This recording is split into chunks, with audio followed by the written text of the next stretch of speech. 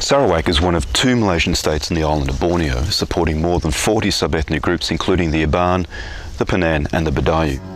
The Bidayuh are believed to have originated from an area called Sungkong, a mountainous region located in what we today know as West Kalimantan, although recorded in there as early as 1621. In the mid to late 19th century, the Bidayuh ventured into the forests of Sarawak, including Bau, Padawan, Penrisen and Syrian, to establish new settlements there. Bidayuh means inhabitants of land. In 2008, I visited the direct descendants of these early settlers and the controversial dam threatening their inherited land, their rights and livelihood. They are the builders of Sarawak's unique bamboo bridges, both natives of Sarawak and citizens of Malaysia. They are the Bidayuh of Upper Bengoh. 4 Bidayuh kampongs, or villages, are located on the site of the Bengoh Dam, designed to meet the disputed water needs of Kuching, Sarawak's capital. With no water conservation measures in place, repairs to existing infrastructure neither underway nor planned, and hinging on a publicly suppressed Kuching water supply study, the proposed Bengoh Dam catchment will consume an area of 12,700 hectares, the dam itself swallowing up to 8.5 square kilometres of flora and fauna, including 199 Bidayuh families, their heritage farms, fishing, hunting and burial grounds, and their native customary rights. Bidayuh kampongs are accessible only by foot, and yet some homes have solar power and generators. The 2 schools there have satellite dishes and internet access. Everything from refrigerators to fuel, building materials and furniture are carried by porters crossing bamboo bridges, negotiating steep slopes, frequent storms and mud. Kampong Tabasayit is a low-lying village literally suspended above a valley on a patchwork of bamboo and stilts.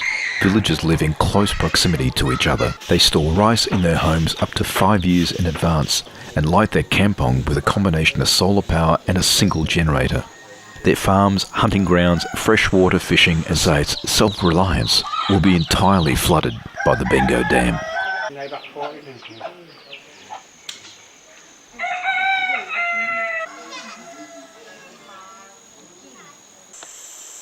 Getting to Kampong Rejoy, I crossed several impeccably engineered bridges made from bamboo and wire strung over the Sarawak-Kiri River.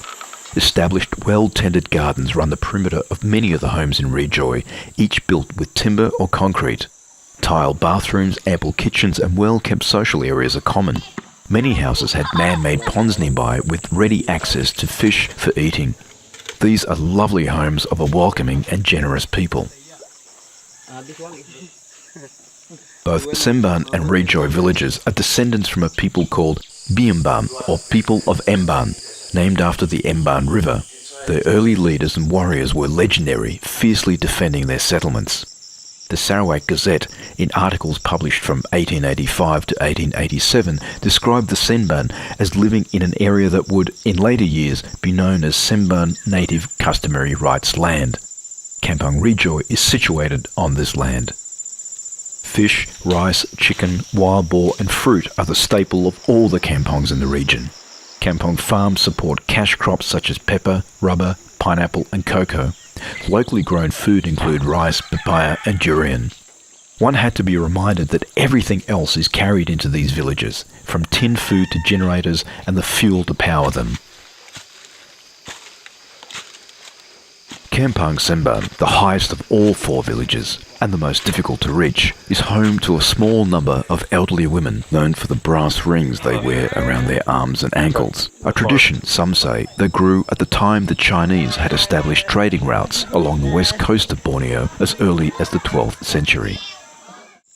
Semban is a well-established community, only requiring an access road to improve conditions here. Despite being well above the proposed catchment, the residents of Semban will also be relocated.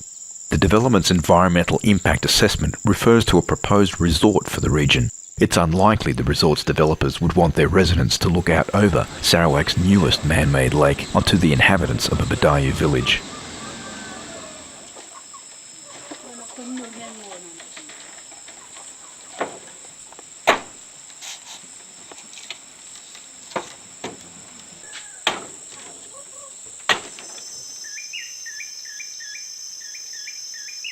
Kampong Bengoh Dam is a low-lying village that has existed in the region according to oral history records as early as 1893. Jadi hati kediti melalu tu keda digiti sebab tepat hati zaman jah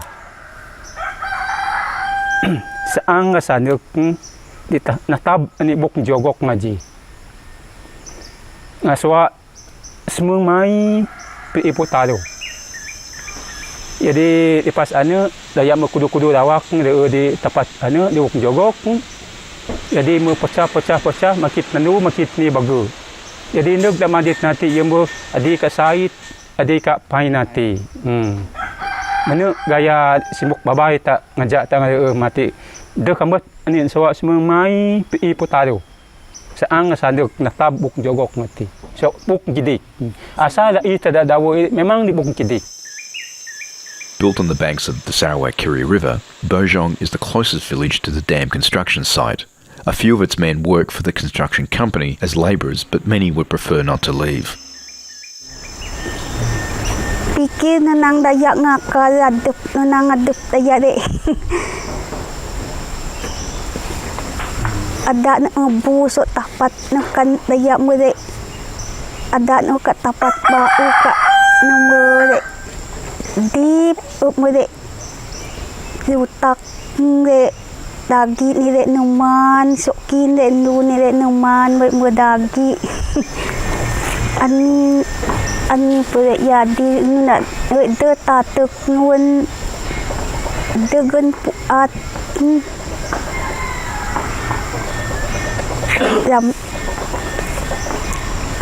menadi ke tempat bau anu kak menere liutak lamin liutak ni kat mudagi nganin rek bayar mudagi get rek saja.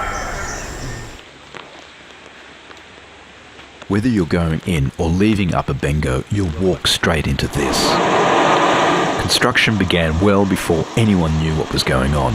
The Environment Impact Assessment had not yet been made public, and yet bulldozers were already clearing Bidayuh farmlands for a quarry, sparking a series of injunctions to prevent further trespass into what has become another one of the many native customary land disputes sitting in Sarawak's courts. The dam's construction was awarded to Naim Chendra Lapan, a company headed by Sarawak's Chief Minister's first cousin, Hamad Sapawi. Naim Chendra Lapan outsourced the job of building the dam to the Chinese company Sino Hydro for half of the contracted budget. The Bidayuh have none of the protections afforded Sarawak's private companies. Tabasait, Bengoh Dam and Rejoy will be fully submerged when the dam is completed in July 2010. In all, 199 families with a total population of around 1,300 people will be displaced. No amount of compensation will replace the Bidayuh's culture and their traditions. Resettlement would lead the Bidayuh out of their land and into a world many Bidayuh claim they have no need for. If anybody else say we can live Rejoy, it is very hard for we to answer because Rejoy is the place where the great-great-grandmother before